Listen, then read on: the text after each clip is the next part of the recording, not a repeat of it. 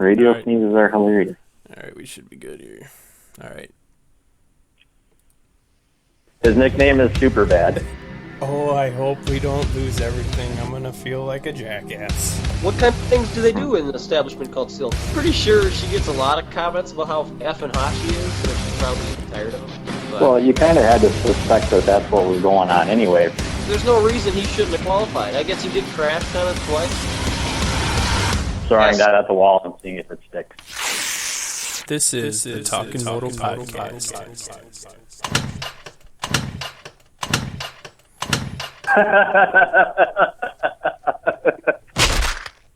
Hey, what's going on, everybody? Here we are, round 9, Indianapolis, in the books. We got the boys, Jason and Jeff. Welcome, guys. How's it going? Well, What up, what up? Well, if everything is working, we should be streaming to our YouTube. So hopefully it is. So, now that that's... Caleb, text Jeff and tell him that everything's working just fine. that would be good. Some insurance. Oh, shoot. All right. Oh, great. Here we go. Here come the phone calls. Yeah. Phone calls, text messages. maybe my phone down there. Yeah, let's tune the phones down. Ugh. All right, boys. What did you guys think of the racing this weekend? Durocross? Endurocross. You know, It was Endurocross all the way. I had to work Saturday, so I just watched the heat races maybe like an hour ago, and the whoops actually looked pretty nice for the heat races, and then that was about it. So I didn't really like how the whoops kind of really fell apart there. Well, they weren't even the worst, I don't think, but they were pretty rutted. Yeah, it wasn't just the whoops. It was, plywood showing, and to me, it was just a shit show. I saw someone tweeted before the race, though, that someone that was there riding said something about best dirt of the year so far. So the dirt must have had some traction to it, but it looked incredibly soft. What? Yeah, to me, it looked like Minnesota dirt as the frost is coming out is exactly what it looked like to me. Like a sponge? Yeah, exactly. And that all makes sense, the way they were talking about how it was still frozen when they brought it in there, and they thought it was still in the process of thawing out during the race. I liked, kind of with all the bowl turns, everyone seemed like they were kind of able to go more where they wanted to, but yeah, I've seen a couple photos on Racer X today with like that little wall jump before it goes across the start there, like Yeah, that. you finally got your wall. Yeah, nice. They must listen to the show, huh? Apparently. If the over-under bridge comes back tomorrow or next week, it's in Daytona, that would be impressive. That would be impressive. Over underbridge up into the stands. Now we're talking. Get on it, Ricky. Speaking of Ricky, I don't know about you guys, but I really enjoy having MC up in the booth. Oh, yeah. I think he's way better than Ricky as far as just the, I don't know, I think he does a really good job of getting into the race, and he brought up some things that I don't think I've ever heard the commentators bring up that were pretty good points I can't remember them now, of course, but I think he was pretty good. Yeah, like I don't think there's anything I don't not like about Ricky, but yeah, it's just he brings something a little bit different, and I like it, so... The only thing that, he doesn't quite have that little jab thing going on that him and that Emig and Carmichael have. And I'm sure we and Jason were talking about it. I don't know that these two like each other all that much, so they I don't know that they do or don't. I don't have any idea, but I could imagine it could get kind of heated if they start bringing up old stuff. I did tweet Emig during the week about maybe getting a set of those grips for a giveaway on the show. No response. How'd that go? No response. Damn it. I'd like to give me a set because I kind of want a set of those just to try them out. I tried to hook you up with a new set of grips today, Jeff. I saw that. They're X brand though. Yeah, they are, but that's helping the competition, right? Don't say I didn't ever do anything for you. What did you guys see the photo? I got the Talkin Moto podcast stickers, the nice fender arches. Yeah. I did. Still waiting on them. I know. I got those sitting there. I'm looking at your T-shirts. I have a little small stack of other miscellaneous decals. I haven't got them to you. I was standing out by the mailbox all day today. Do you have any idea how cold it is outside? Yeah, it's very cold. Ugh. It was only 17 below on the way to work today. We were a balmy minus 10. It was a beautiful day to pour concrete, let me tell you. Well, what do we want to... Do you want to talk about Tedesco's little mishap? I don't know that I've ever seen that off a start like that. And we watched it quite a bit Saturday night, and it was quite entertaining and quite scary. You mean sidecar? Yeah, yep, sidecar. I wish they never interviewed him, did they? I never heard anybody talk to him. I listened to the Racer X post-race interviews today, and there wasn't even anything with him. I was kind of hoping they'd talk to him, but... I saw a video on Facebook of him riding in the hills, and I think it said that he was riding in the hills today. So he must not be too tore up or anything. Well, Cripes, he got up and he was walking around like there was nothing wrong. So, I mean, as impressive as that is, it sure seemed like he was all right.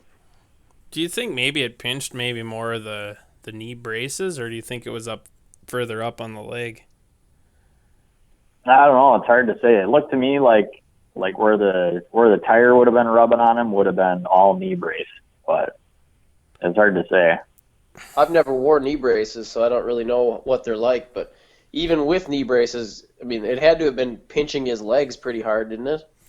Yeah, but if it's pinching that versus, taking some of the structure away. I mean, I can speak from experience wearing knee braces. I mean, somebody can bounce off the side of you, your leg can be pinched between your bike and their bike, and you don't even feel it. Yeah. So I could see where I'm sure he's wearing top-of-the-line knee braces. So I've got a feeling that absorbed all of it, and the tire stopped right away. As soon as his legs were caught in there, it's not like the tire was still spinning. So just pinning that baby. He must have killed the engine, I would imagine, right? Because the dude wouldn't have had any reason to have the clutch in. Yeah, I would guess so. He went in there and killed it immediately, and then he just coasted to a stop. I just don't know how he kept the bike up. I mean, how do you have a guy hanging off the side of your bike, caught up in your back tire, which is no longer spinning, and you still keep it perfectly upright? Yeah, that was pretty. That's got to be a world record of some kind. Who was that again? I can't remember who the heck it was that he got tangled up with. Was it Tevin Tap? I can't. Yeah, it was Tapia. Okay. 211. Yeah, it's like, oh my gosh. Yeah, and then I mean, you can't really grab onto anything. I suppose maybe once it stopped spinning, you could grab the wheel or, wouldn't want to. Oh, he was trying to grab brake rotor and swing arm and everything else. Well, if I remember right, didn't he grab onto the, that was the LCQ, right? I think it was, yeah. I don't remember. I'm going to zip up to it, but I think he grabbed, the exhaust pipe, and I'm guessing it was hot. Oh, yeah. So then he went to the brake, or the rear tire, and then he moved to the brake rotor. Yep. He was really calm, considering the situation. He just kind of, hung there and was like, yeah, I'm just going to hang we come to a stop here. You got to remember that, when all that we watched it from behind was all in slow-mo, so I'm sure there was a little more panic there. But they need to start having riders mic'd up like football or something. I'm sure there was a lot of bleeps. Would be interesting if he was wearing a GoPro. I don't know if he was or not, but I don't. Usually he does, I thought, but maybe he didn't. We will know momentarily. Come on, Jeff, get on that. He was wearing a GoPro. I'm sure that So pretty soon. that footage has to be out there. What'd you guys think of? Oh, sorry. Go ahead. I was just gonna say, no more hot sauce. His new nickname is Sidecar. God, that is just gnarly. You know, I've only seen it one other time, and I can't remember who it was, but someone got dragged quite a ways at Daytona last year, I think. I want to think it was Jason Anderson for some reason, but I could be wrong about that. I think I remember that, but he only got drugged by one leg, right? It was only one leg. It was not nearly as spectacular as Tedesco's, but No. Yeah, there's no, like, his foot's barely caught or, his jersey's caught. I mean, he's straight up sucked into the back of that thing. He ain't going nowhere, Well, I'm gonna watch it again to figure out how both legs got sucked in. I can understand how the right one did. I just can't remember how the left one got in there too. Oh, maybe that was like a good thing, Like, could you imagine one gets on there, now you got one in the bike, the other one's kind of flailing around. Oh, yeah, I think if he'd got just one in there, I think he'd have been in a lot worse shape. He was probably in the best position he could have been in. See, I think the reason it happened like that too is because he kind of fell into Tapia's rear wheel, and it grabbed him like north of the knee, so it grabbed him like mid-thigh, and I mean, how far can you spread your thighs apart, realistically? So his other leg was pretty close to the rear wheel anyway and just got sucked in too. So that's how how both of them got in there. But yeah, it was pretty interesting how his ride went. Not something you see every day. No. Nope. That's probably a good thing. So Dungy won finally, huh? Hometown boy finally gets one. I was slightly nervous for him.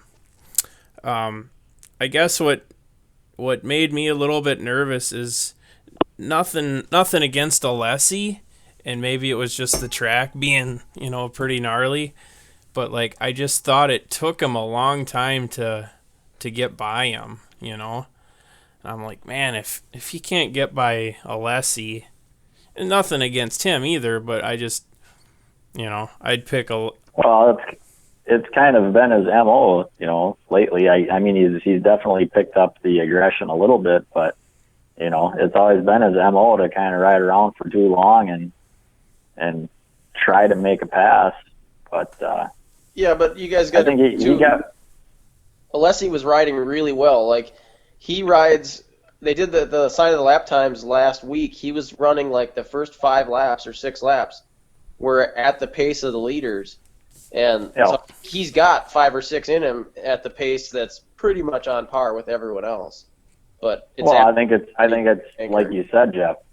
The track was kind of shaping up to be more like an outdoor track, so it might have been, fitting his style a little bit better where everybody else was struggling with it. Yeah. Well, there's no question that he's riding better Supercross that he's ever ridden, probably, because I didn't see him like through the whoops, which used to be terrible. He seemed like he was just as fast as everyone else through them, and that's whoops that are everybody else was tiptoeing through them too, though. Yeah, but I mean, you got to admit though, I mean, everyone else has generally had his number in the whoops, and he seems to be doing just fine in them now. So I don't know if working with burners helping out that much, or he's finally getting the hang of things after. Are you talking about Alessi? Yeah. Yeah, I mean, everything that's, I guess, happened to the poor kid, I don't think, like, it's not all entirely his fault, I guess, but, like, I was bummed that he crashed out, Like, I think it would have been sweet if he would have got, like, a third or something, Oh, my God. Can you imagine the interview? Oh, he was already choked up after another heat race win. Did he really? I literally. Oh yeah, he did really. It was awkward. I was embarrassed sitting here with Jason. I couldn't listen to it. I fast forwarded through it. See, I did actually. He said we're not watching this. I didn't get to see the whole interview until last night. I just couldn't do it, man. It was getting so awkward. I didn't know if I should like go take a shower or go cry or something. It was gross. Wow. I saw you looking at me like you wanted a hug. I thought, yeah, he was getting. He mentioned something about dying, didn't he? Talk about dying. Yeah, he's talking about how he has to race because he don't know, or he doesn't know how long he's going to be here and when his number is going to be called. It's like, dude, you want a heat race again? Yeah. I'll have to go back because, like I said, I missed it. I only got to. By the time I got home from work, I think the semis were on the line. So I caught the semis, and then everything from there on I got to watch. So, yeah, because like on YouTube today, I mean, I knew he won the heat race, but obviously they don't show anything after the race, Yeah. Hang on here. Oh, I'm sure that baby's all over YouTube, so I'm sure you can find Oh yeah. quite the Oscar-winning performance. Hang on. It was extremely uncomfortable. So what do you? This might make me sound like an ass. Okay, I was thinking about posting this. I was thinking about posting this for like a I don't know, a Facebook poll or something. So, what's tougher to watch? Davalos crashing in the mains or Cole Seeley getting passed on the last lap? I heard a cricket. What do you mean? I don't get it. Well, he's It's crashed. too early to be tired. He's crashed twice while leading. Not Seeley. Okay, hang on. Not the Seeley like when he's on the lights bike. On the 250? Okay. Yeah, not his deal this weekend, which was awesome. But like when he's running lights. Well, I mean, the Davalos thing was. That was kind of. It's not really. I'm not going to say it's not his fault because you can't really blame it on anyone else. But that's kind of a jacked up. Yeah. You can blame it on the track. Yeah, you can, but I mean, that was the line he chose to go in, and that plywood didn't just appear that lap; it had been there. So, I just can't imagine. Trying to remember who brought it up today. I was listening to the interviews on Racer X. I want to say it was Superbad, but basically he said, or it might have been Andrew Short, I don't remember, but he basically said it would have been easier if there were IEDs in the whoops than to actually have to ride the whoops the way they were. That's how bad they were. Yeah, I didn't. I think maybe that was like the last lap or second to last lap when Dungey was going through them. It was just it looked like you could get off and like walk faster through them, But that one was. It was just that line was really cut down.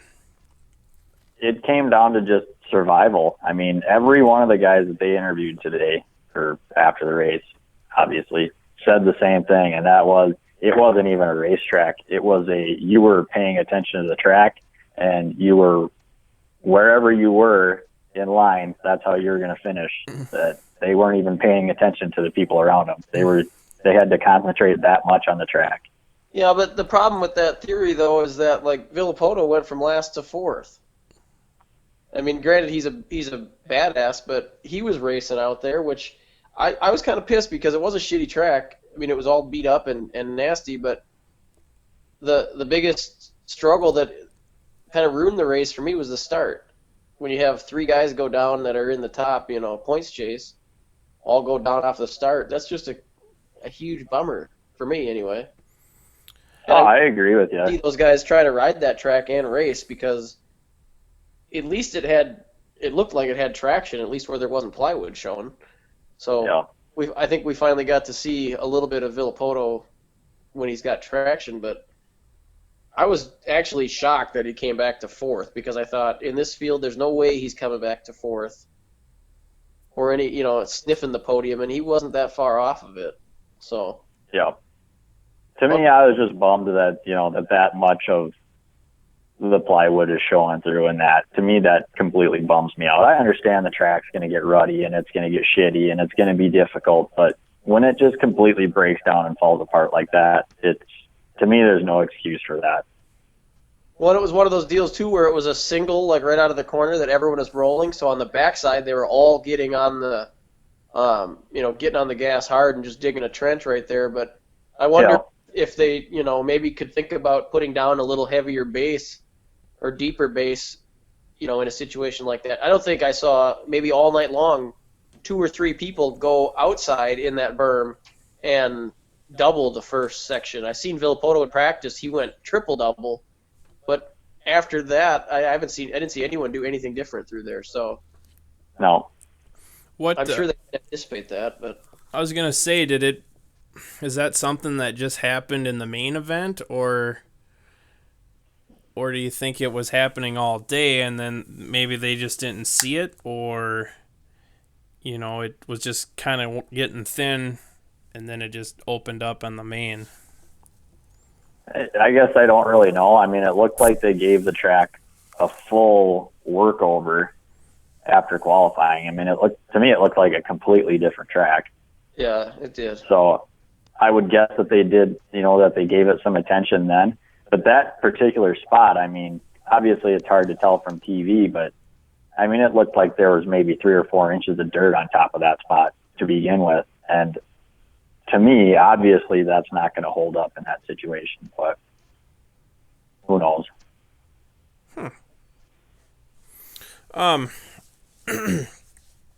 Do you think Roxon kind of got knocked a little loopy off the start, and then he hopped back on and tried to go, and then I don't even know what happened other than he crashed. I guess I don't even know if they showed it. I didn't see anything. No, he said he went over the bars, he thought, but I think that I'm sure he was just trying to stay with Villapoto, being that he was in second in points and laying on the ground next to him. I don't think he hit his head off the start. I think it was off of that crash at the end, but I bet you he was pushing a little too hard trying to stay with Villapoto so he didn't lose points, because he was 2 positions back from him pretty much that whole race coming through the pack. And then that was a huge bummer, too, to see him go down, because there's nothing I want to see less than Villapoto be handed the title. See, I can't remember what round it was. This was a few years ago, I think, already. But remember when Villapoto failed to qualify for that one race? Yeah, in Jacksonville. And Stewart was in second, and it's like, oh, he's going to gain, a ton of points, and then what? Yep. He doesn't make it out of the second or third turn.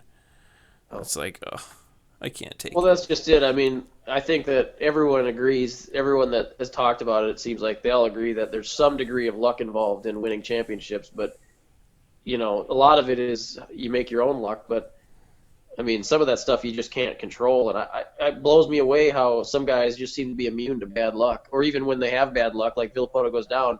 Half of the field goes down, so he has a chance to get up to 4th. I mean, he didn't have to pass Stewart or Roxon, I don't think, because they were down. So there's 2 positions that he didn't have to fight for. And it just, I don't know. Then you got guys like Wilson and Seeley coming in and taking, I guess Wilson didn't take points away or spread from Villapoto, but I guess it's a good thing that those guys were there, because otherwise Villapoto would have got 3rd. Maybe even better. I'm trying to remember.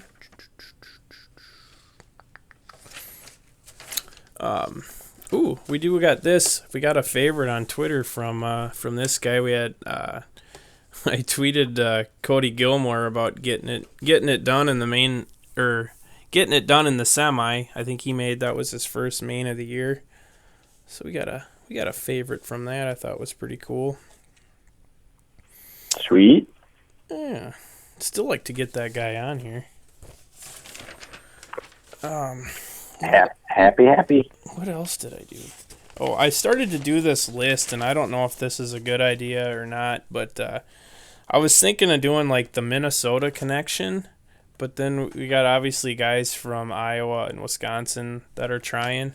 So I was thinking maybe like the Midwest connection or something. Just guys that are from like the upper Midwest that are, giving it a go and trying the Supercross. And there's a pretty healthy list in the 250 class. The big bikes was a little thin, but who's all trying the big bikes that you know of? I know Joe Perrin was. They talked about him in qualifying, and they showed a little bit of him on the tube. I think he was in 450s, wasn't he?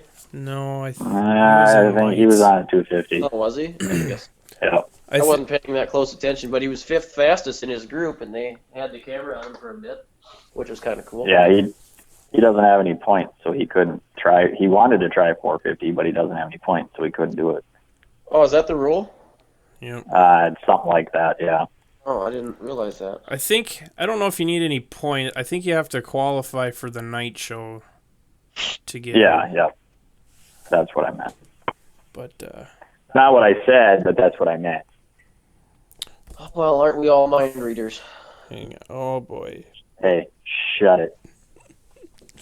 All right. I think we're almost ready for our guest. Hopefully. Call him up. Maybe. He said to give him a few minutes, but then that was a few minutes ago. So How many is a few? Some people have different definitions. well, For me, a few. True. Huh? What? I said, how many is a few? to me, a few is, I would say 3. Yes, I think 3 is. It's a tad more than a couple. Oh man, that's funny. All right, hang on here. You're funny. Sometimes I'm a little loosey-goosey with my... What happens if we call the wrong number? Isn't that going to be awkward? Hell no, we'll get someone on here that we know. It'll be good. Who knows? Maybe it'll be somebody cool. Hang on. Scooter's Roofing.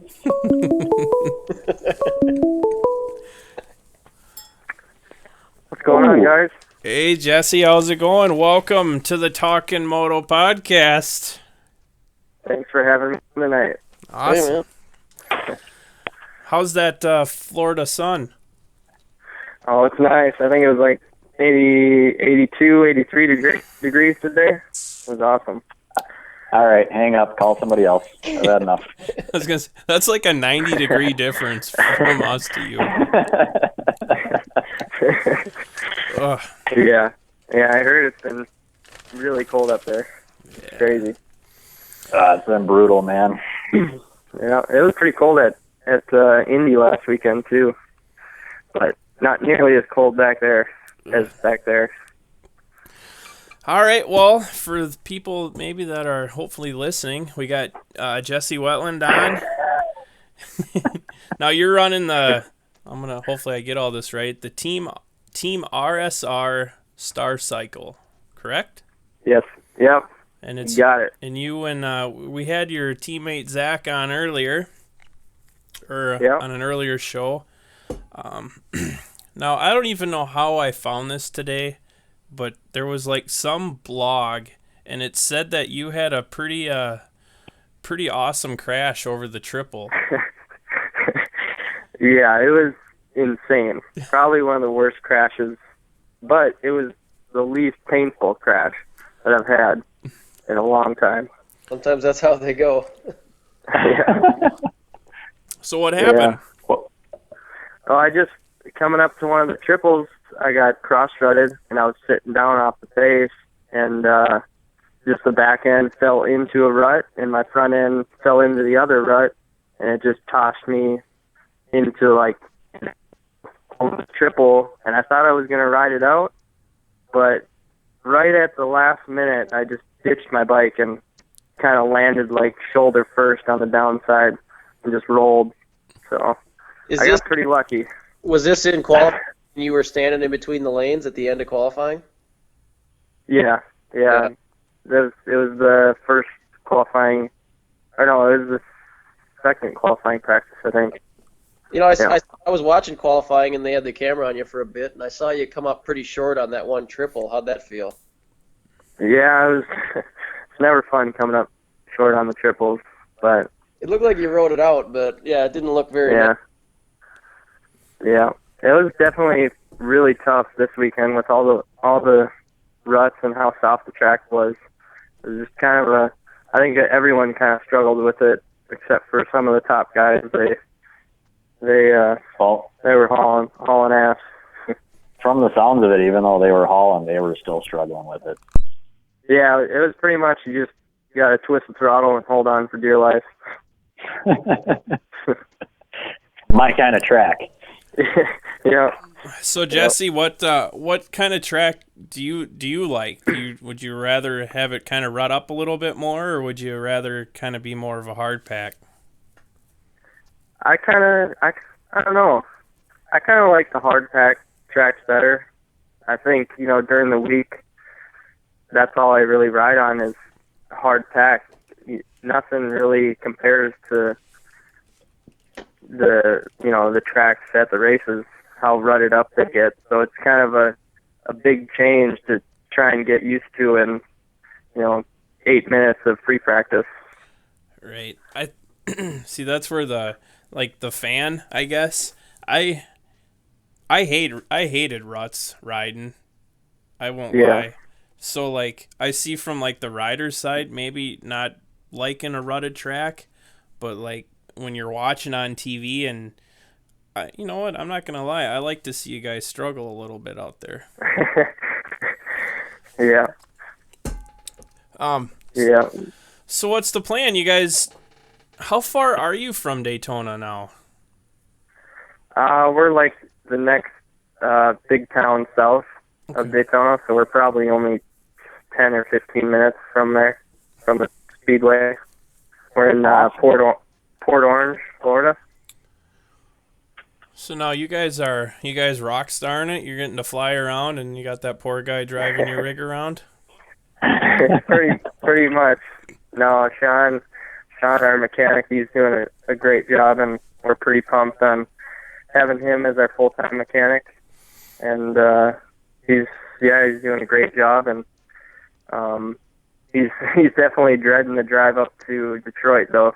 He's not looking forward to that one. I think it's a 22 or 23-hour drive, maybe a little bit less.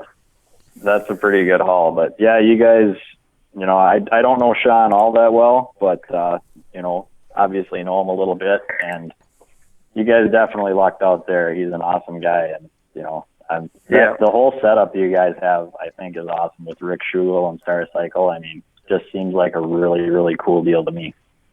Yeah, it's definitely a blessing to have such great guys, helping us out. It's really cool just for us local fans too. I mean, somebody to get behind and root for, and I mean, every weekend we feel like you guys. Not to say that our local guys don't ever have a chance, but it's really given us somebody to say, hey, we have to watch for you guys, because to us you're kind of like a factory team. Yeah. Well, I appreciate you guys cheering us on. Hey, Hell yeah, man. How does that work when you guys are in Florida now? Do you guys have bikes to ride, or what are you doing during the week to keep things going? Yeah, we have our practice bikes down here, and we hooked up with a couple other pro riders that have Supercross tracks. So we're usually riding 2 to 3 days during the week, and then we fly out usually Thursday night or Friday morning. Okay. So are you based in Florida right now? Is that where you're staying? Yep. Okay. Yep. We were in California for a couple months, and then we drove from there to the first round in Dallas, and then raced there. And then after that race, we drove all our stuff to Port Orange, Florida, and got settled in. Okay. So now Rick, he's riding too, right? Didn't he do some Loretta's qualifier or something down there? Yeah, he did Reddick. He did pretty good too. I think he got a win in one class and a second in the other. Nice. What class is he running? Do you know? I think the 50 plus. I think. Yeah, And then, if I remember right, it's 50 plus. Yeah. yeah. You know, Jesse, you've been kind of all over the place racing, I'm sure, as a kid. If a guy like me were, say, not able to go to his regional qualifier, is there a specific part of the country you think where the competition would be equal to the guys up here that I could go to and qualify? Yeah, I mean, probably the hardest region is California and Florida. You know, they have a lot of the top guys, but you know, like the mid east and mid central regions are pretty. I don't know. They're kind of like our region. Yeah. Okay, well, that's what I'm kind of in the old and slow class, so it may be different than what you've raced, but. What class do you ride? Oh, we're going to be the plus 30 BC group. Heck yeah. It's all Yeah, right. I think. Yeehaw. Yeah, I think it's best stacked probably in our region. I don't know, but some of the classes like the B class and A class, they go pretty good. Yeah, well, we're trying to figure something out to make it work. We got a little bit of a scheduling conflict thrown at us here recently, so we're going to try to figure that out. All right, Jesse, what so I didn't see how you finished in your LCQ. You missed it by 2 this week, right? Yeah, I'm not really sure. I struggled so bad. In the heat race, I got pushed off the track on the start, and I forget what lap it was, but maybe like lap 2, I think I washed the front end out trying to come through the pack, and then the LCQ, I washed the front end out on the last lap. I think it was in like 6th, maybe, or 7th. I think we're at. And yeah, it was just kind of a disaster race, but I was pretty bummed afterwards, but you know, can't really let that ruin your confidence. Right, I was gonna say you're. Way to go, Scott. You bring the guy down. God. I was just about to say. Can't we talk about Dallas? I'm gonna back. Yeah, no. I'm gonna back it up here. I'm looking at the results from the 11th at Atlanta. Yeah, no, I'm still pumped on that too. I'm still looking at that and looking at. That was a hell of a ride. I was just I'm looking at doing it this weekend. Jesse, when you were at Atlanta, you were running like 5th for quite a while, I think, or up toward the front. When you ended up finishing 11th, but at that pace, when you got a taste of it, what was it like? Did you come to the conclusion that this pace is, like after, it was all said and done, were you like, oh my God, I can't believe how fast those guys are going? Or were you thinking, this is a pace that I can run consistently? I know you got kind of screwed, I think, by Vince Freeze on that big couple, is where you lost a couple spots, but. Yeah, no, I definitely, the top guys are flying, and I know I can run up there. I looked at my lap times after the race and saw, exactly where I stand. I know I can run right up in there in the top 10. I think I was sick at the time, and I think that played a little bit with getting tired at the end. So I'm gonna focus hard this week and try and be able to last a little bit longer. I'm finally getting over being sick, so I think that's kind of interesting that you say you were sick. I wondered if, when you go to the line knowing that you're sick, if you kind of have that, like, it takes the pressure off a little bit because you're not expecting, you're just kind of going to go out there and do what you're allowed to do or what your body allows you to do, as opposed to if you go to the line feeling great and you put a lot of pressure on yourself to finish good. A lot of times that just adds to, like, nerves and people making stupid mistakes. I know for me it does. I ride better when I don't think about how I want to finish, but if I go to the line, granted I'm going to the line in like a plus 30 class, but I go to the line in plus 30 telling myself I have to win, and if I don't win, there's something wrong or I'm slow. I ride like crap. But if I go to the line or if I have a tip over in the first turn or something, and then I just ride, I ride way better generally. Don't get arm pump, I feel great. So I wonder if that helps guys like you when you're kind of going to the line, not sure what you can expect out of yourself, and takes the pressure off, and you end up riding way better than you would have otherwise. Yeah, I mean, for sure, it definitely helps a little bit mentally. You don't put all that pressure on yourself to do well. You just kind of go out there and ride how you know how to ride.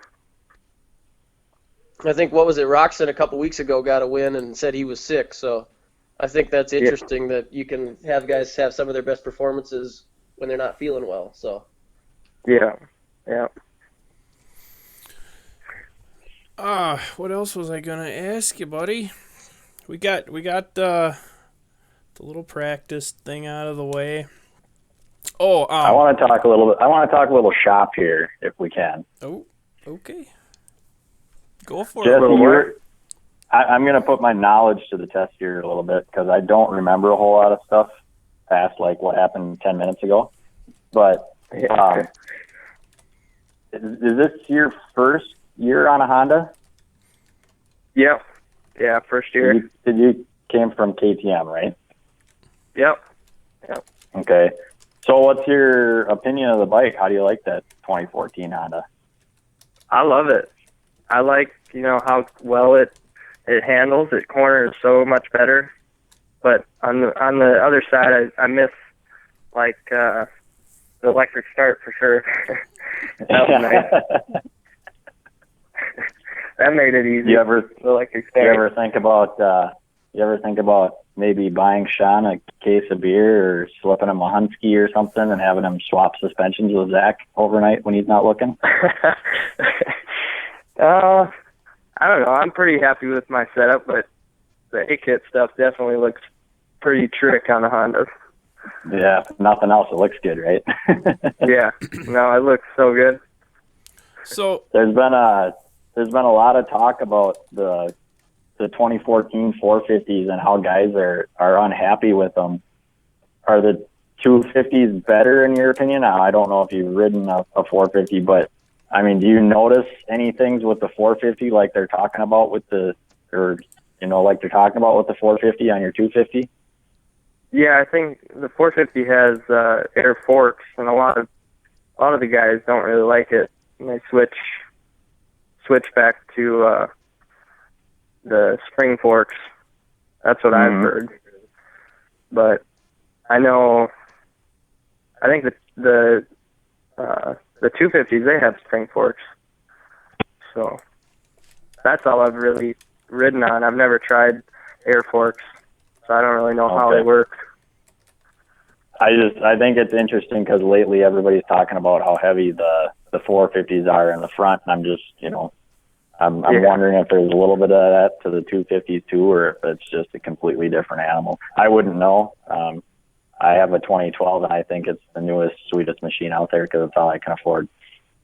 Yeah. You have a 2012 450 Honda? 250. Oh, 250. Yeah. Yeah, I rode a 2012 Honda 450 for a little bit, and I liked it. And then I think I tested one of my buddies' 2013 Hondas, and I didn't really care for it that much with the air fork. Oh, really? Yeah. Seems like that's kind of a dicey thing. Yeah, it just kind of has a weird feeling on the front end. It doesn't want to, I don't know what it is. It just feels weird. Can't really pinpoint what it is. Yeah. Huh. what? Okay, Scott, I'm done. All right, thank you. Jeez, my gosh. So what are your thoughts on Daytona? Have you raced Daytona before? I raced it last year, yeah. What are you thinking? I heard some rumors that they're cutting it down 20 seconds. So it's going to be under a minute lap times. That's really that to us. Yeah. So I'm not sure what to expect coming into it. well. There goes the over/under bridge. That'd be sweet if they brought that thing back. Yes. Maybe they'll have the track go through the tunnel, and they'll go underneath the racetrack. Yeah. Maybe it'll go up into the stands. Have like a big step up. That'd be sweet. You got to jump the fence. Yeah. Yeah.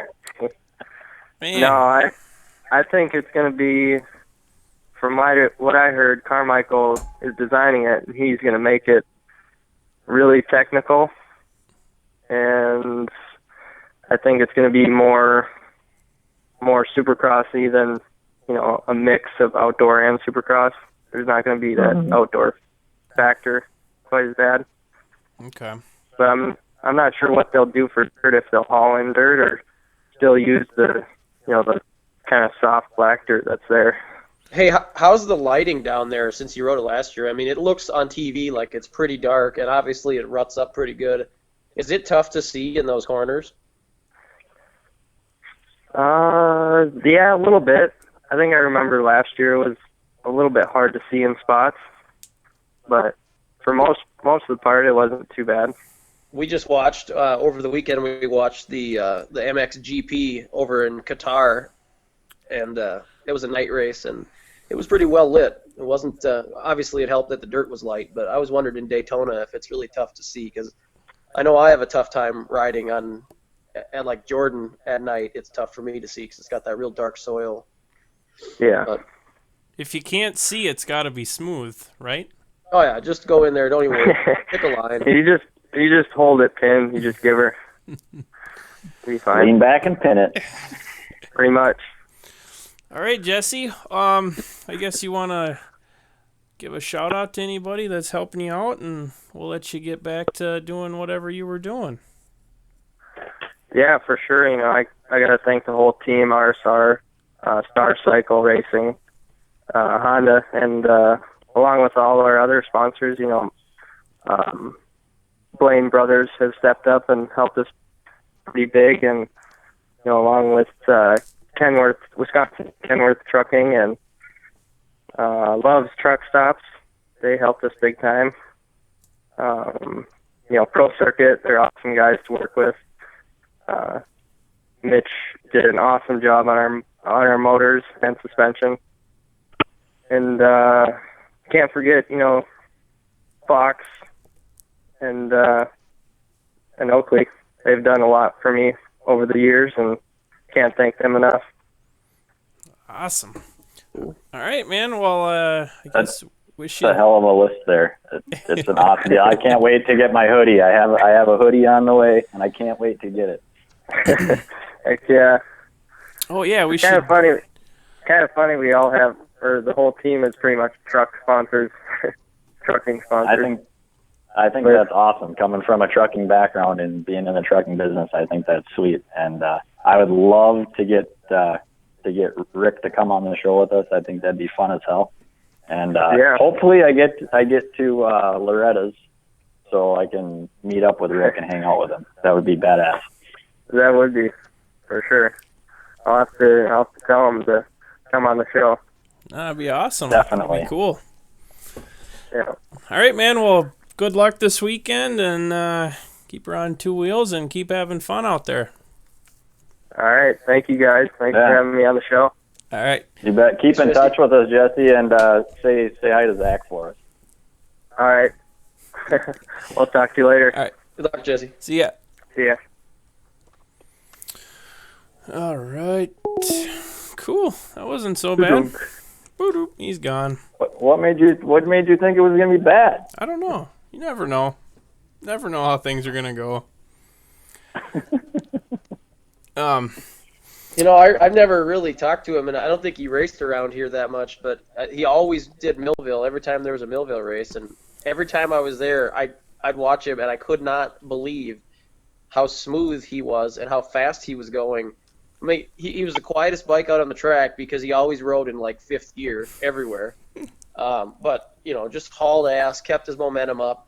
It seemed like he just was always in a gear up on everyone else, and it was fun to watch him. He's a smooth rider, and it'd be cool to see him do well this year.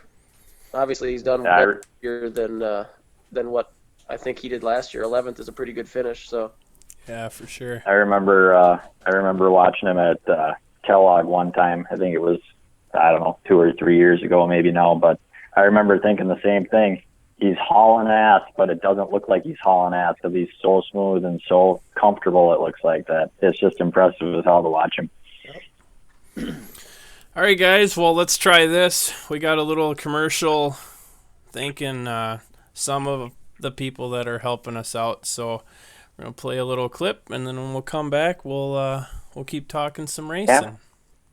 After these messages, we'll be right back. Jesus. Good, I got a tinkle.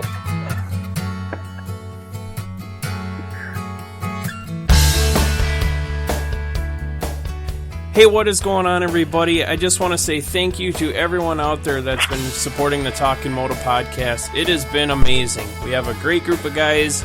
We have an awesome list of sponsors. So please keep sharing, keep liking, keep spreading the word about the Talkin Moto podcast. And I hope you're enjoying the show. A special thanks to Motokazi.com. Motokazi holds AMA District 23 sanctioned races at both Kellogg and Mankato, as well as hosts the Motokazi Supercross Championship Series, which is all over Minnesota, Iowa, and Wisconsin. They also have organized practice at Kellogg, Jordan, and at Mankato, as well as offer race schools, so you can get all tuned in on all your riding techniques. Make sure to check out Motokazi.com for more details.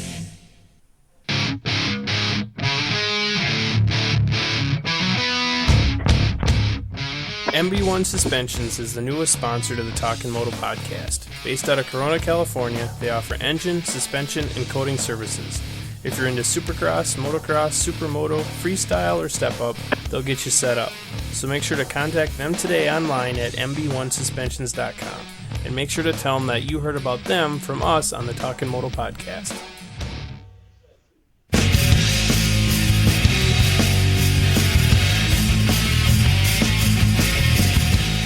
Hey, we got Andy and Chad from The Open Mic. It's a weekly comedy podcast, and they talk about anything and everything, and they usually do. I've been on the podcast a few times, and it is a good time for sure. It's Friday nights, 8 p.m. Central. It's available on iTunes, SoundCloud, Stitcher. There's more information available online at theopenmicpodcast.com.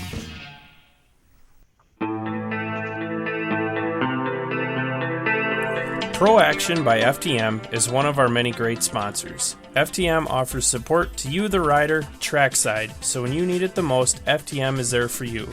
Not only do they offer great suspension work, but they also have many other great bike parts and accessories to help you out on the track. So make sure to check them out today at finetune.com.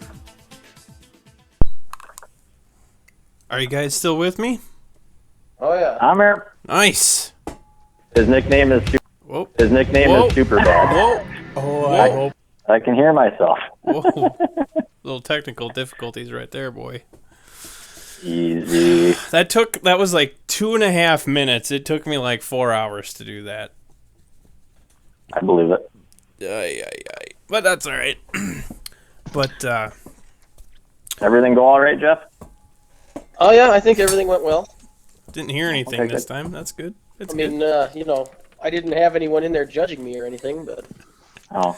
except for myself, of course. Keep it clean. Keep it clean. I gave it a 10. A 10. A 10. All right, Scott, I have to ask you, because I've heard this a couple times now again tonight.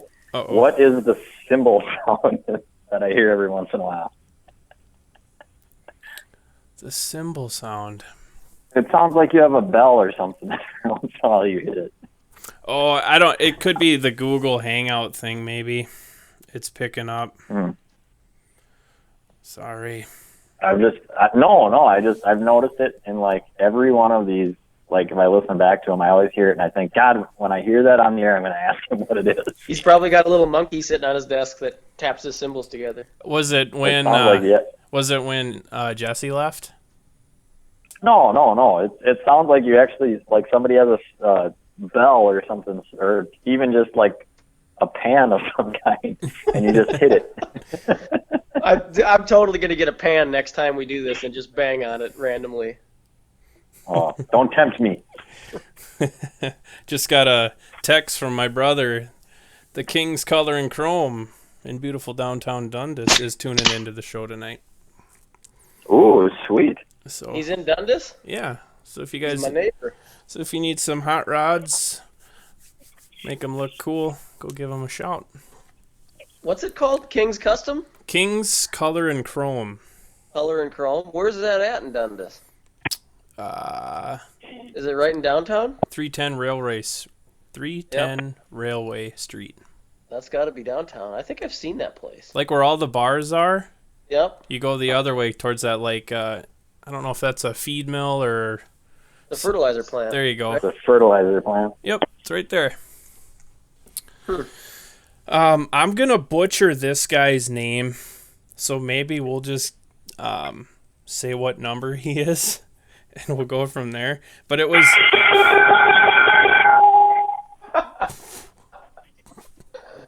Whoa. What was that? Scott, what is that? That is not me. We got aliens landing? I don't know what you're talking about. From now on, when you answer something correct, I'm going to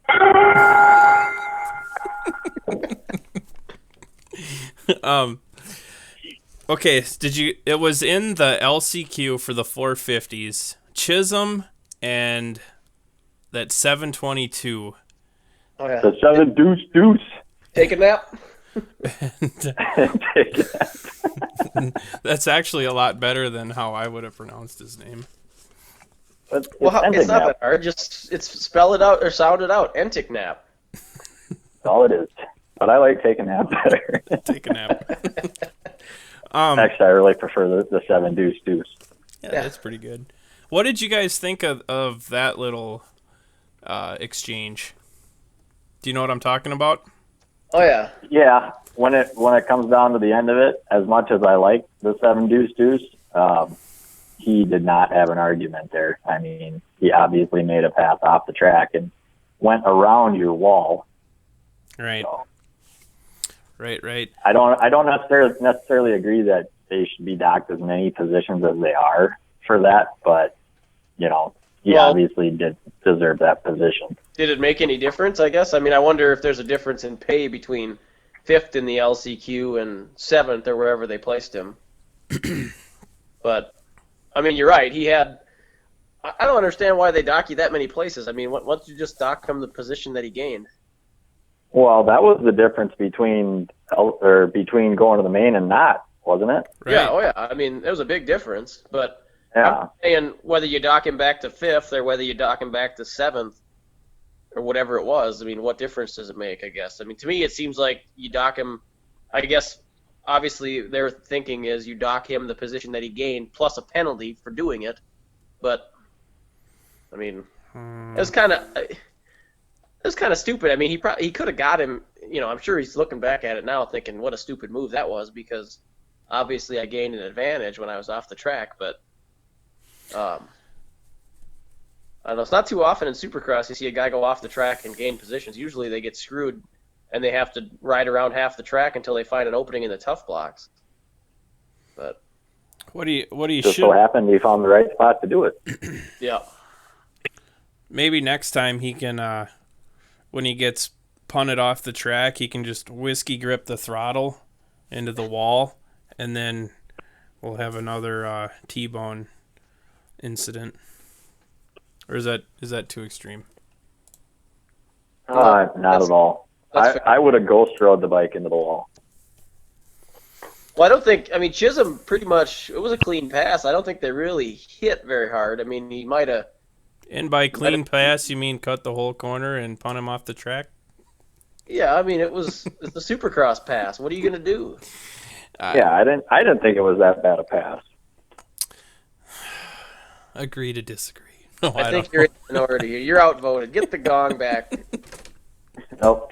Sorry, hang on.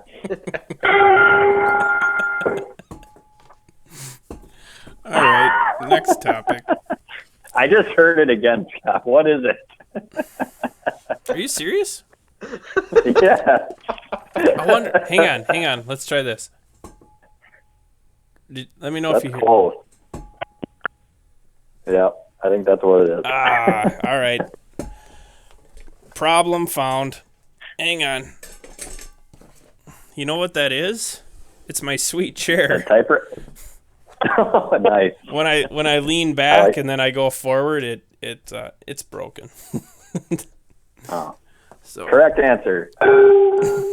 sweet. How about that super? What do you guys think of that SX Mo or whatever, that super slow mo? I think that is like the raddest thing ever. I think they could make it sweeter by mounting it on the ceiling so we could watch the whole race from that view. Oh, God, I would vomit. I hate that ceiling cam. That thing gets me all dizzy, and I can't tell what's happening. I hate when you got to watch like the opening 2 laps from the ceiling. That's so frustrating. Oh, it's so stupid because you can't tell who anybody is either. I was just watching that Superbad when he did that little quad that's questionable as a quad, you know what I'm saying? And, like, it's funny to me how he totally humps the bars. Like, he gets right up into that crossbar. Oh, he violated those bars. Yeah. Balls out, bro. He was almost balls on the... His balls were on the bar pad. I'm watching it now. They definitely were. They were. I was listening to his post-race interview today, and you listened to him on a podcast or whatever, and he is dead on Michael Cera. You know, I've been trying to find a picture... His voice cracked just a couple times, just perfectly. And I was just laughing my ass off sitting in traffic this morning. I'm going to find a picture and do a separated at birth with those two. I thought that picture I put on Facebook today was pretty sweet. Oh, yeah, it was pretty close. What was he... Yeah. How did you get that picture? I mean, is that an actual photo, or is that just a still image of a video? I don't want to disclose on the air where I got that from. Okay. I think rightfully you have to give photo credit there. Do Big I? shot. But No. I put a bunch of other cool stuff. I made it a lot cooler with what I added. Oh, okay.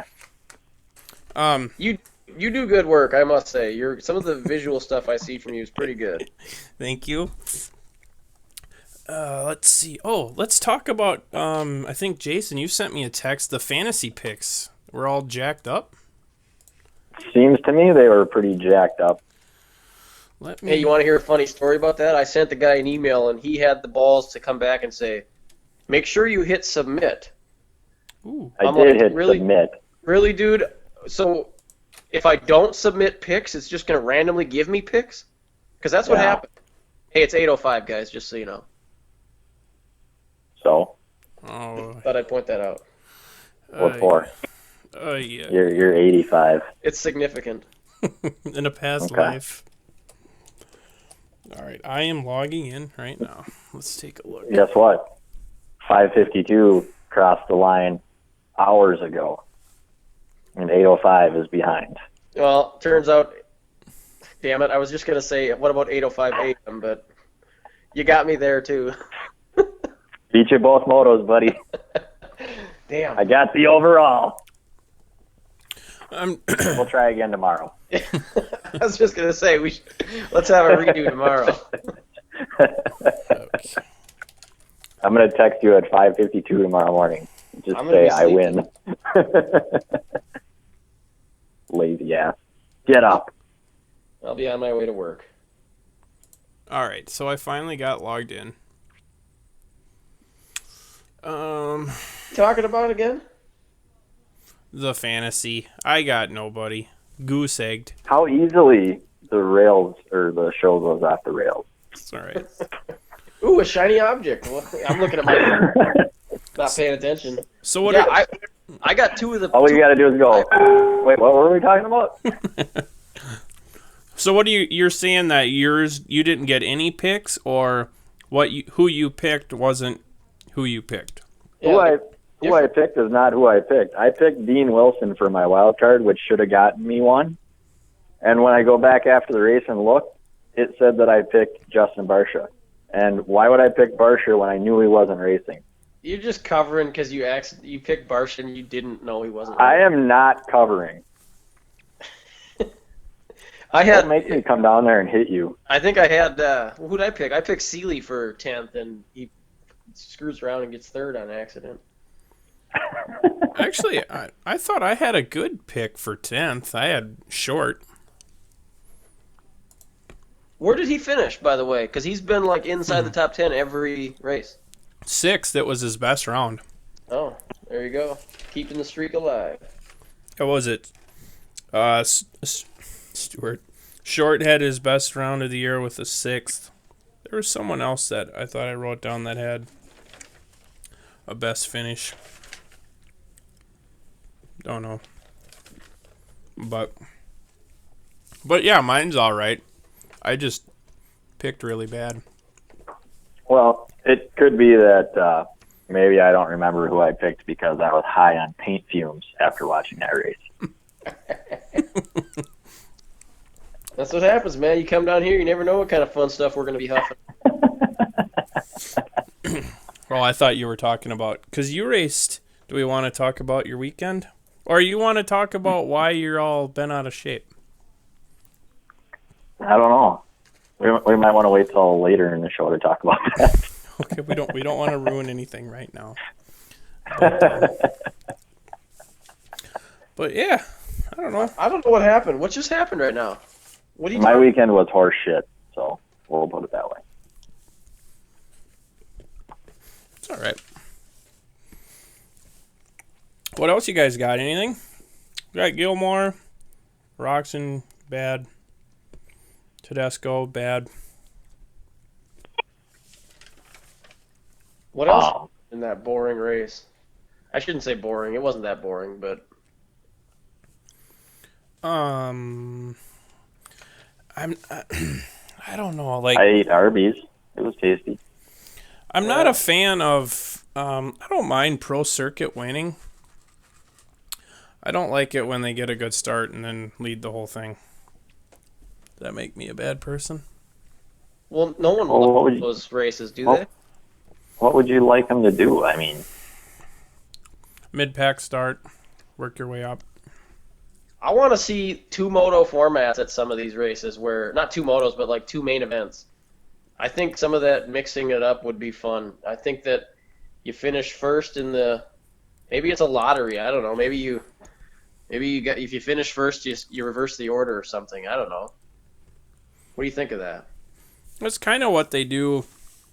What they do in arena Arena cross. Arena crossy. I don't know. To me, that's turning into a circus, but I don't know. I'm kind of old school like that. Yeah, but I mean, it's eventually gonna. It's a show, is what it is. So, it's gonna be based on the entertainment factor. I mean, there's already things that are happening, like shortening Daytona. I mean, you know what that's for, if that's true. Yeah.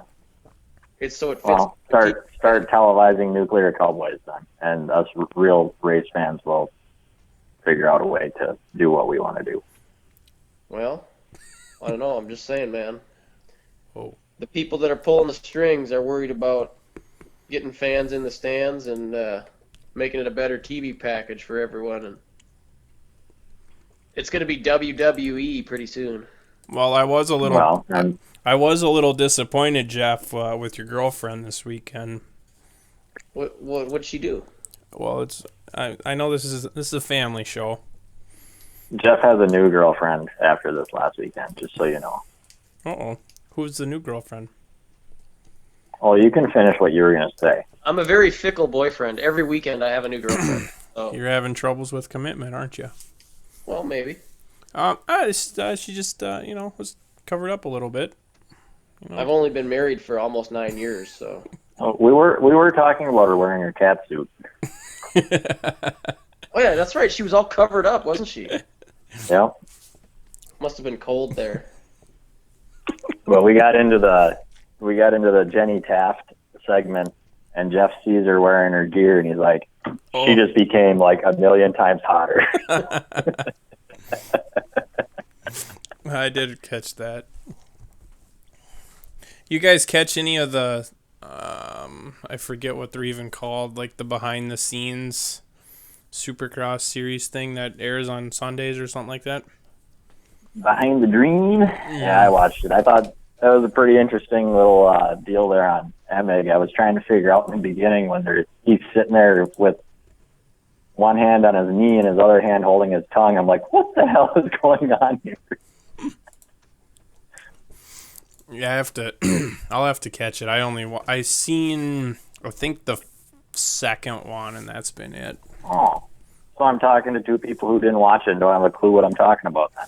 Sorry, man. I was working yesterday. All right. Well, all right. Let me explain that. I had forgotten that Emig had a pretty severe speech impediment when he was younger. Mm-hmm. And basically what they were kind of showing is what he goes through on a regular basis to get over that, to be able to do what he does. And I mean, actually, it's pretty impressive when you go back and watch some of the old interviews and that stuff with him. I don't want to say I'm a huge Emig fan again, but I mean, I have a lot more respect for the guy after watching that. To see what he's been through and how he's able to do what he does is pretty impressive. I gotta say, I did not know that about him. I guess I don't think I've ever seen an interview with him when he was younger.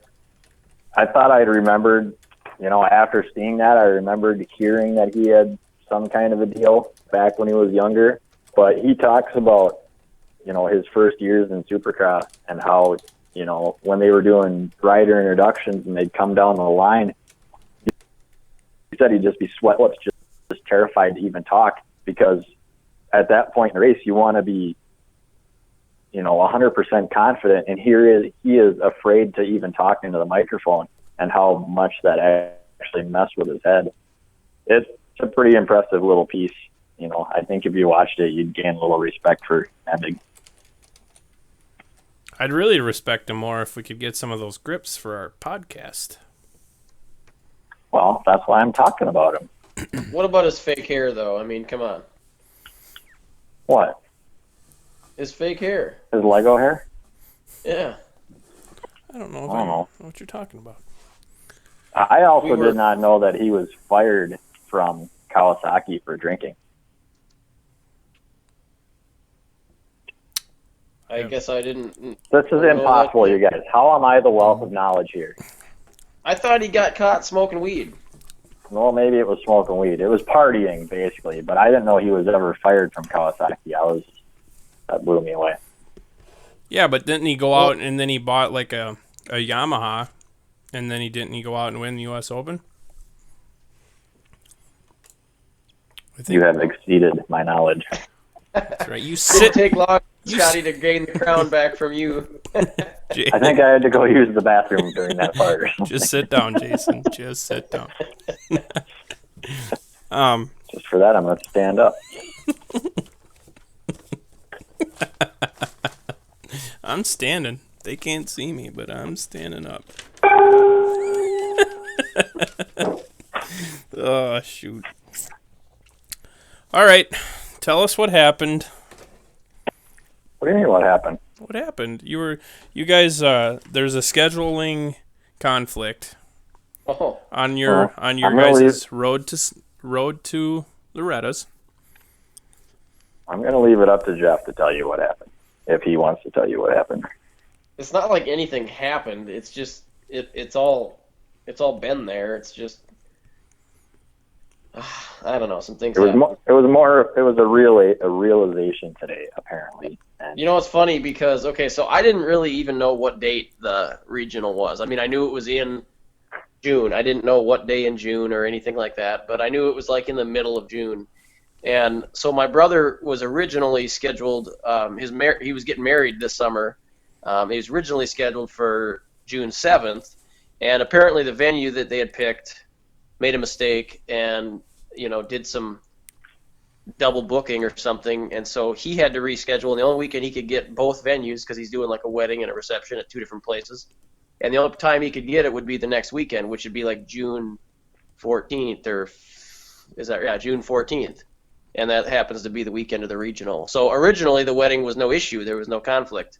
And then it had gotten changed, and I didn't think much of it until last night going to bed.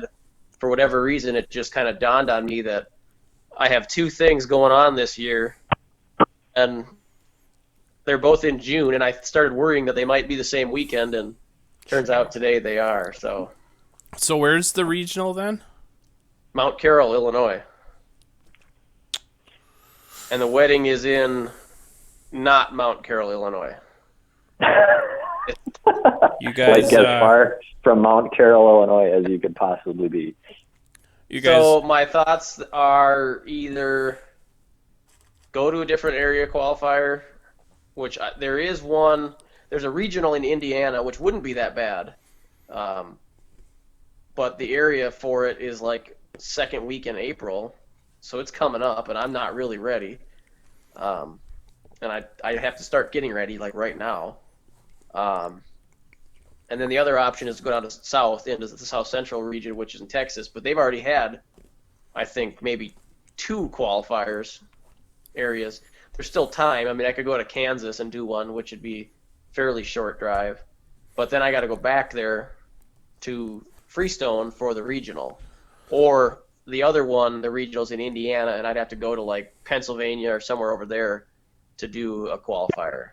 But that's why I was asking Jesse, kind of wondering, is the competition, I'm assuming it's better down when you get into Florida or out west where you got more guys riding, but hopefully the Midwest or the center of the United States is similar to here, and I shouldn't have too much trouble getting through an area, but that's just more races that I got to travel to that I wasn't planning on, and with $4 a gallon gas and a motorhome that sucks it's going to be expensive, so.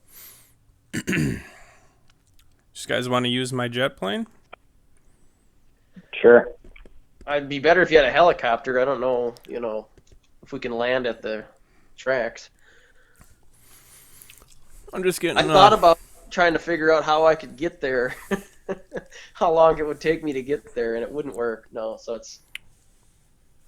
you got to do the right. The thing is, I'm pissed off about it, like beyond belief, but I realize that anytime you plan your own wedding, you're always going to have conflicts with someone, and you just got to worry about yourself and plan your wedding accordingly for you. You can't worry about what everyone else is doing. Right. So I can't, obviously I don't fault them at all. It's not anything they knew what was going on or even cared to think about. So here's what you do is you buy him a card, give the in-law a flower, and tell him you got some other stuff to take care of. I know he asked me to be his best man, so there is that part to take care of, which that's not really best manish. He might have a backup plan for best man, though. I'm not sure. So he's probably listening. He may be listening right now, but that's the gist of what happens. So. You got an iPad. You can be there. Yeah, FaceTime him. Yeah, that sucks. Well, there's, like I said, there's likely, ideally, he only gets married once, and there's always next year for us, but I don't know. I mean, it's just something that you're so excited to do, and then you find out it's not going to work, or it's just going to be a lot more monkeying around, and we can still make it work. I'm not, I'm not opposed to packing up one of these weekends and going to some BFE to go do an area qualifier. So right. Are you gonna still give it a shot, Jason, or what's your plan now? Well, I was on the fence until a certain somebody said something, a couple hours ago, and now, fuck it. I'm sorry about my language. Yeah, I'm doing it. I don't care. Nice. I don't care if I have to go alone. So. Well, what was it that sent you over the edge? No, I don't know. Sorry, what's the name? What you said about me not qualifying? Oh, come on. Why you gotta be such a jerk, Jeff? Well, no, dude, I told him this is the deal. I said we're going to go no matter what. So we're going to go whether we both make it or whether only one of us makes it or whether none of us make it. We're going to go. Because I wanted to go for the experience, but I started to second guess that because I started to feel like it was really going to be pretty realistic that we get to go, and then I probably don't want to go if I'm not racing, But it's so I told him that I said that thinking that he may not qualify, but obviously now I'm the one who won't be qualifying, and he must have took that hard. So he said, "Sure, appreciate the vote of confidence." Well, my reasoning behind that obviously is that we've raced each other a lot, and if I'm not even sure I'm going to make it at one point, I was questioning it.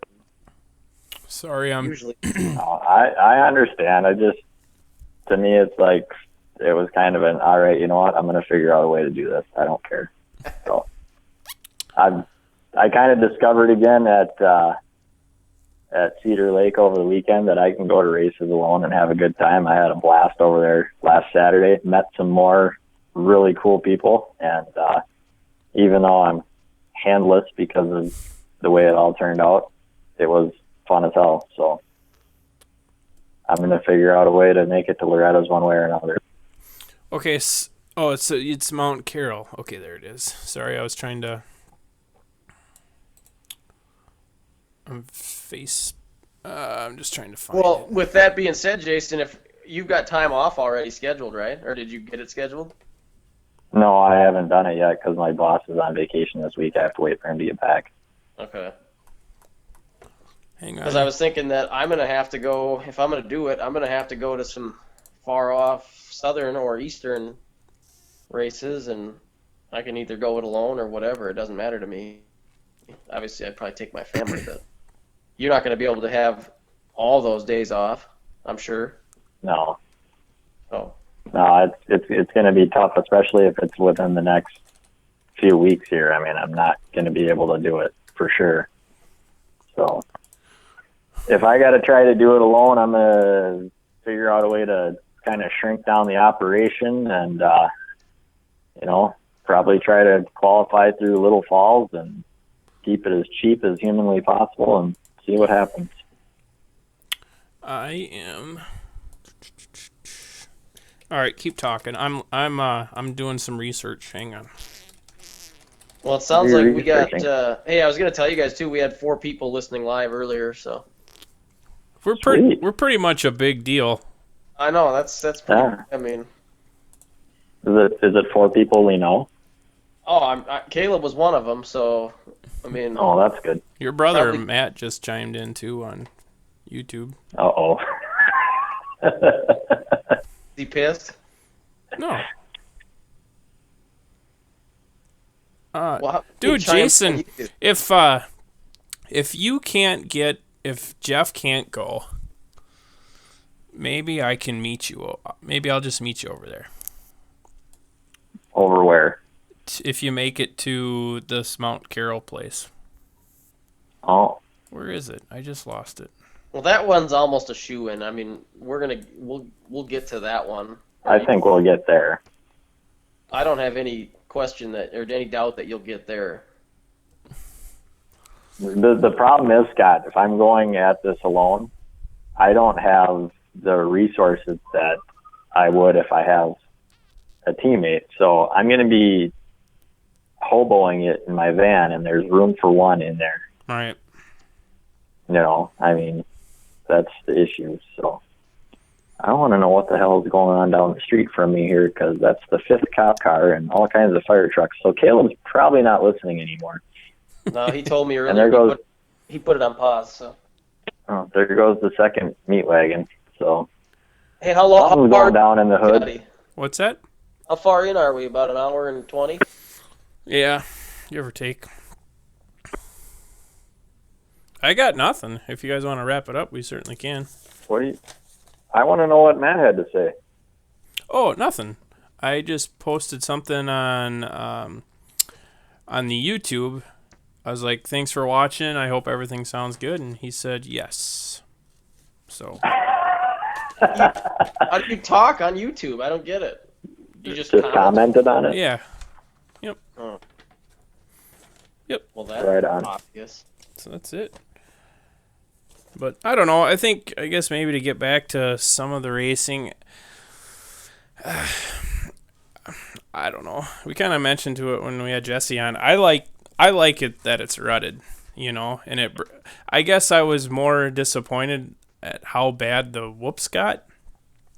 But I like it as much as I wouldn't want to ride like that. I like it that it's not hard packed and everyone kind of goes in the same spot.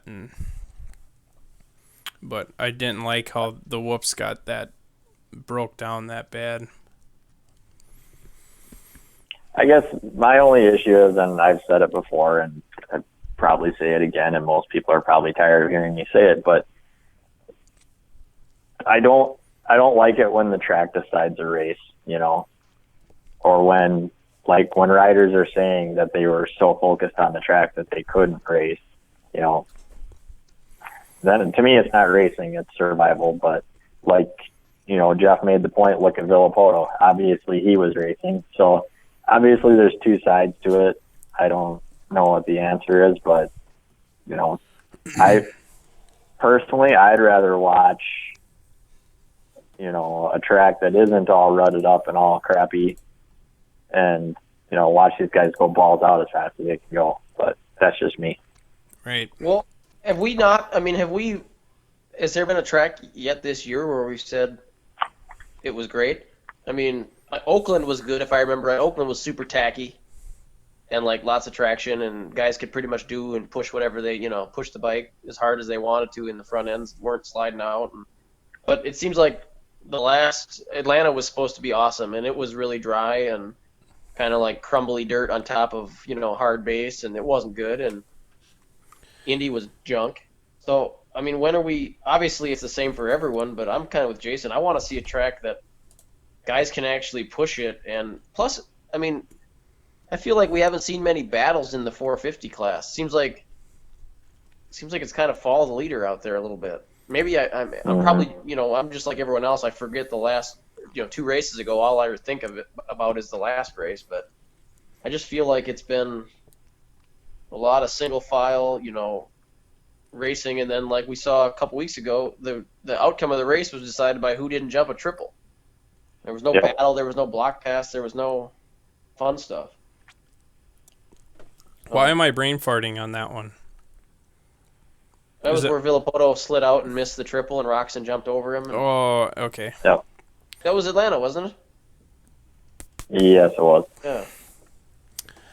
Yeah, I don't. The only good thing is Villapoto's only won 2 races this year out of 9. Well, that's another way to look at it. But how many other years has he turned it on in the second half of the season and just run away with it? I think the interesting thing is, and this was brought up, earlier last week. I don't even remember who said it, but they're talking about the track and talking about how every rider wishes the track is more technical because every one of them thinks they have an advantage on it. What they don't realize is that every other guy on the gate also thinks that they have an advantage if the track is more technical. So if that's the opinion of everybody, then you're not doing anybody any favors. You're not doing the racing or the sport any favors by doing that. I just feel like it's kind of like they're seeing how gnarly and how tricky and how technical they can make these tracks, and they're taken away from the racing, in my opinion. It's not racing. It's kind of more of a, like I said before, it's just kind of survival out there. Whoever gets through it wins. But I could be 100% wrong. Look at all the different winners we've had this year, and and Dungey coming through this weekend is a perfect example of that. I sure as hell didn't see that coming. Right. Maybe Feld was trying to keep it interesting, and they sat together in a room and said, okay, what can we do to make sure Villapoto doesn't win a bunch of races? Let's throw a bunch of super hard pack tracks at him.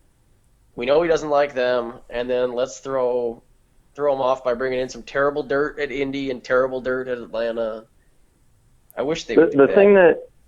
The thing that got me about Indy, I guess, and what originally got me frustrated with that is that they blamed the fact that they had the NFL Combine in Lucas Oil Stadium, was that last weekend, and that they didn't get the dirt inside early enough and that it was frozen and that's why it did what it did. Who's planning this crap? How do you not foresee that being a problem and say, hey, maybe we should think about this a little bit more? I mean, it was probably like the Brainerd Legion, man. They were double booked. Well, I would hope that Feld Motorsports would have, a little more, I don't know what the word is, but I'd like to think they have a little more control over it than that. Maybe they don't. Maybe it's not their fault. Maybe it's Lucas Oil Stadium's fault, or whoever. It's just, to me, that's sad that that's going on. Hey, can we talk about? I want to bitch about something here. Jason talked about it too quite a bit when he was down here. What is with the stupid order that they go in? What do you mean? It seems like it's getting dumber every week. Yeah, the way that the order of the races, the order of events seems really ass backward to me. I feel like they have to fill a bunch of time because they put the second 450 semi right back to back with a frickin' LCQ or whatever, so they got to like give the guys time to do something or go work on their bikes, and then they fill it with just garbage. It just seems like it's, I don't know. I'm way off base because I don't even know how it runs off the top of my head because I'm like doing too many things at once and can't focus right now. But well, yeah, isn't it? Doesn't it go? What race is coming up, and I thought they did it right. To me, like, go ahead, Jason. It seems to me like the order is so obvious, that they're just completely missing it. That I don't understand why they keep having this. Like you say, a 450 LTQ right after the second 450 semi. How is that fair to anybody? Yeah, it's just. I mean, they had it right the first weekend at Anaheim 1. They got it right. Yeah. Yep. So. Yeah, because I thought that was the deal, is because they do the introduction, and then it's all the 450 guys, and then the lights come out, or 250s come out. So that first week they did do it right because they did. When you've got 2 extra races for the 450s, it makes sense to start them and end with them. And rather than start with the 250s and then put 450s in there and then go back to the 450s again right away for the semis and stuff right after the heats. So, and do they? I can't remember. Did they put the LCQ for the 250s before the semis? Because that would make more sense to me. I don't think they do that though. Do they? No, I don't think so. I don't remember. It doesn't seem to me like any race this year has been the same. It seems like the order has been different every week. Okay, so. And I don't understand why they don't just leave it the same as it was at Anaheim 1. I'm gonna find out right now because it's bugging me, but I'm pretty sure they do 250 heat 1, 250 heat 2, and then 450 heat 1, 450 heat 2. And then do they do the 250 LCQ? Because that would make a little bit more sense. No, I want to say that's what they do. I'm not quite sure. I guess I don't notice it being any different than how it's been the last few weeks. I know it's different than the first round, but everything else to me has always been the same. Yeah, I just don't understand why they're not running the 450 heats first. It just seems like it makes more sense, but. Well, see, that's why you and me aren't scheduling stadiums and we aren't scheduling races because. Apparently. I mean, I don't even know what I'm talking about right now. So. I've always wondered, like, the same thing with qualifying too. Why do they do qualifying in the order that they do? Oh, in the morning. Because don't they reverse that halfway through? I'm not sure how they do it right now. Completely off on that. I know that one time I watched it, I thought it was kind of bogus. Like the track I think it was breaking down, or it was something was a little squirrely, and it was like here they got the C practice guys. It's like I don't know. Maybe we should ask somebody. Would you rather go out first, where maybe there's not lines, but then it's also not, all beat up, but here. These guys are going to have to go at the end of practice and try to set a fast lap on a track that's, it's not junk, but it's beat up a little bit, Does that make any sense? Yeah. Yeah, I don't. I guess I've never been a big fan of watching practice or qualifying anyway, but but the same with the race order. It just seems to me like it's kind of backwards. I just realized what it is about it that I don't like, and it's the fact that when you get done watching the 250 LCQ, you expect there to be another LCQ, but what's next is the semis. I think that seems weird to me. I don't know why, but I feel like after the 250 LCQ, it should be the 450 LCQ. But it hasn't been that way. No, I know. All year. Thinking just from years past is why I feel like that should be the natural, Yeah. I mean, they could go 250 heat 1, 450 heat 1, and then 250 heat 2, 450 heat 2. They could really mix it up. Then I'd lose my mind. Yeah, then you'd really have everybody that's never watched a race before going, what the hell is going on here? Hey, let's talk about something real quick. The MXGPs. How awesome is it that they're on TV here in the States? I think it's pretty sweet. What's that side? I'm disappointed that I have to upgrade my cable to watch it, but I think that's cool. And I will be upgrading my cable to watch it. What station is that on? It's on CBS Sports Network. They're on, and the best part is they're on, like, this one. I mean, they're not all on at the same time probably because they're in weird parts of the world, but... Weird parts? Yeah, not Minnesota parts. And they, what was it? It was on at like 11 or midnight or something. And they do a decent job of covering them. It's a little hard to get used to if you're not used to watching the commentators because they're British, so they got some weird sayings, and sometimes they're a little hard to follow. But the dude that does it is super knowledgeable. Like, I mean, he knows a ton about everyone out there, and it's good to watch someone that has a ton of knowledge. Like, unlike Shaheen, who doesn't. I mean, he does a pretty decent job, all things considered, but he doesn't know the ins and outs of the sport. So, but anyway, I'm super pumped about it. I'm a huge fan of the GPs. I like their tracks. I like most of their riders. That's Saturday night or Sunday morning is pretty much the most I've ever watched of any of it, and yeah, I definitely got into it. I thought it was pretty cool to be able to watch it, and God, did it make me want to ride outside. Holy crap. Then you're all pumped and you open up the garage door and you're like, back inside. Yeah, something like that. Speaking of that, Jason, I know we were talking about how long their series is. It's the longest one ever this year, and it's 18 races. So it's 18 races over what, like 30 weeks? Oh yeah, it goes. I mean, more it goes than that, probably. Early September, I think, is when it finishes up. So yeah, March to September. But then they got that nice big off season. I'm sure our guys would probably love that, having just one series to have to run. I'm sure it gets a little bit of a grind running outdoors and Supercross. Oh yeah. I mean, if they're anything like the fans, especially if they're not having a good year, I'm sure they're probably like about halfway through Supercross, ready for outdoors. Because usually that's the kind of thing that sucks the life out of a series too, is when you get, a third of the way in and you've got a lot of the guys that they kind of either their season's shot or, they're just not where they wanted to be, and so they kind of just pack it in and they're just out there going through the motions for the rest of the year.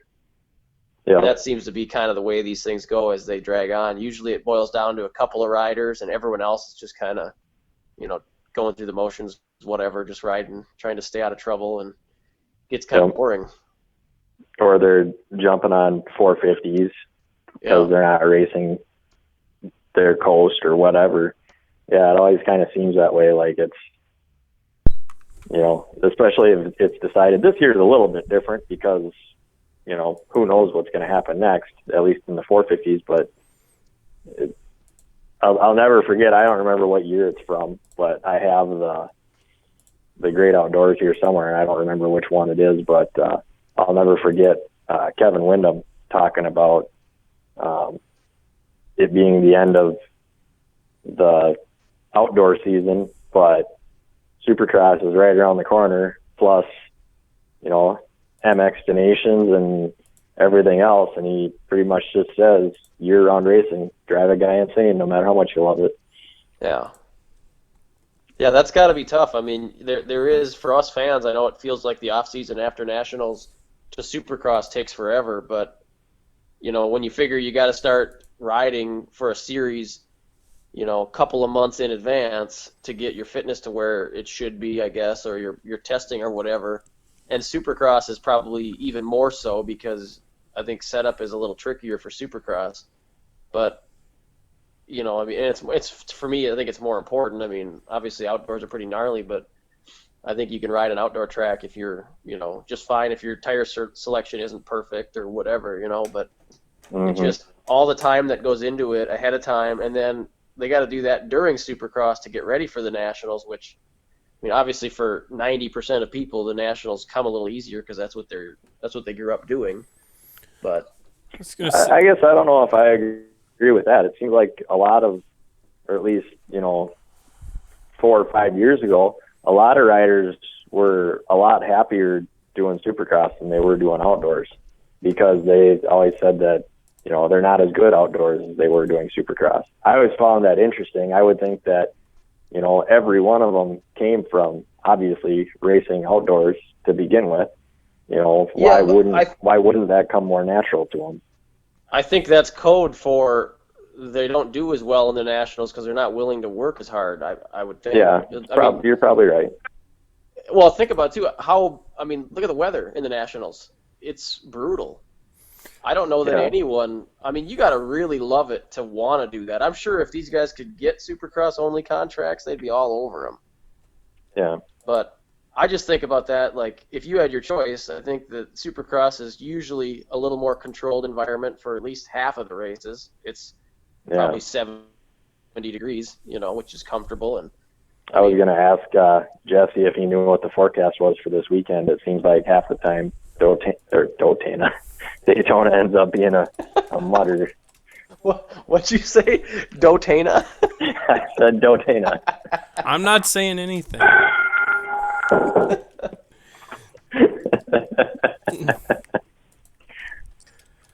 I don't know. I guess so. Hang on, I got to do the emig. I got to grab my tongue. There. Now I'm better. I don't know. I guess so. What do you guys like best? Do you like the Supercross or do you like the outdoors? Oh, that's. I'd rather be riding on my own. Period. But I think as far as if I was just a fan and not a rider or a racer, I think Supercross would definitely be, more entertaining. I agree with what Jeff said a couple weeks ago, that a lot of times I can watch an outdoor race and fall asleep halfway through it. But I also have the feeling that, outdoors is where the sport came from. And to me, there's still that appeal there of, knowing how grueling it actually is and how much work actually goes into it. So that's a tough question. I mean, obviously, as far as entertainment goes, I'd rather watch Supercross because it goes by quicker. There's more racing involved. It doesn't take an hour to watch a moto, but it's a tough one. I love watching outdoor races too. But at the same time, I'm more likely to skip watching the outdoor races because it's summertime and I'd rather be riding. Right. I guess I agree with, if you know nothing about it, I could see the Supercross. Like, probably like the only thing I hate about Supercross and Arena Cross is twice as bad because it's so small, is there's stuff going on all over. So I do like this year how they got, and I think Arena Cross did it too, is like when the leader takes the next lap, they flash the thing, so you could lose, where a guy is because, everyone gets so spread out, but I don't know. I like the... Well, go ahead. They've always done that, at least, and you could always see it when you were there at the race. They've always had those sections that they had the lights that lit up when the leader went by. I don't know how many people I ever actually realized that that's what was going on there, because I don't think it was that obvious, but they've done that for a long time. They just haven't had the big light up board at the finish line. Yeah, that's cool. But yeah, I think outdoors, especially like when it's hot and 30 minutes. I mean, I couldn't even ride my bike for 5 minutes as fast as I could, let alone 30 plus 2. Well, see, that's the problem with it, is that there's such a tiny percentage of people that can really do it, that the races feel, to me, they feel really long. Unless you got, usually what ends up happening, luckily the last couple of years, the 250 class has been really good. Those guys seem to be dicing like the whole moto. But when you get to the big bike class, it takes so much more effort. There's only, realistically, last year, I mean, there was only 2 guys that could ride a bike for that long, and be, and actually be pushing. And at that point, I mean, 35 minutes is a long frickin' race. And then, like I said, I watched 2 of them. It's just, to me, it's really long, and most of the racing action is pretty slow because you got usually the guys that are super fit just continue to inch away, and everyone else kind of maintains, and it's just, I don't know. To me, it's a. But that's you watching it on TV, right? Yeah. Like, I think it's different. Like when you're there, I could go every weekend to the motocross. Yeah, I mean, it's definitely more impressive to see it in person, but the problem is, I mean, when we go to the Millville, for the National, you can sit on the hill and see, 3/4 of the track, but there's a lot of places that you want to watch, like the whoops are fun to watch, you got to walk over there, and then by the time you walk from one side to the other, the whole race is over, So Walk faster. I like going to the races, but huh? I said walk faster.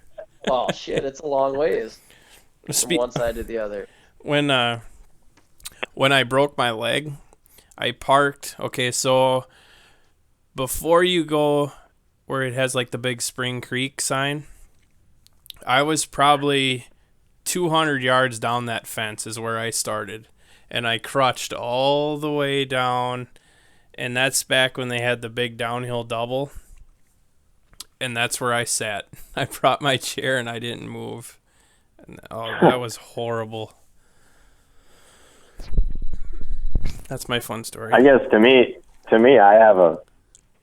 I kind of have a problem going to like Spring Creek for nationals. Now, I've only been there once, so maybe I don't know what I'm talking about. But I had more fun the whole week that we were there before race day because it was just a party and we drank all week and had a blast. As far as going there and watching races, I guess. But, I mean, it's the same opinion I have all the time is I'd rather be riding myself than paying to watch somebody else ride.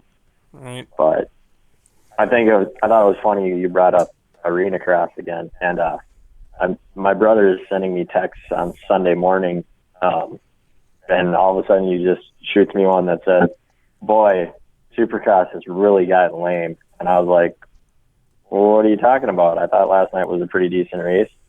He's like, I don't know, I'm watching it right now, and it's pretty lame. I said, well, did you DVR it? And he's like, no, it's on right now. I said, you're watching arena cross. And he goes, what's the difference? I'm like, huge difference, buddy. That's funny. Okay, so I just checked. My little brother. I checked the weather. So I don't know, Jason. You may want to put the earmuffs on. Why? Nice 65 for the high and 58 for the low. And then any rain? Thursday, there's a 70% chance of potential for severe thunderstorms. But Friday, Saturday, Sunday is good. Saturday is 71. So that's I think our best chance for a mutter is going to have to be Don't say it. Don't say it. MetLife, right? Thank you. Probably. Outdoors in April in New York. I mean, I'm assuming it's the same April showers bring May flowers holds true for them. Well, from what the guy just said on the news here earlier tonight, talking about where spring is, it's probably still going to be snowing there. Oh, yeah. Well, don't talk like that. I was hoping that March would come in like a lion and go out like a lamb. So. Well, it was a cold bitch of a lion, that's for sure.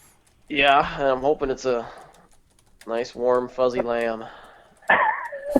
So what is that? Is that New Jersey then, or is it New York?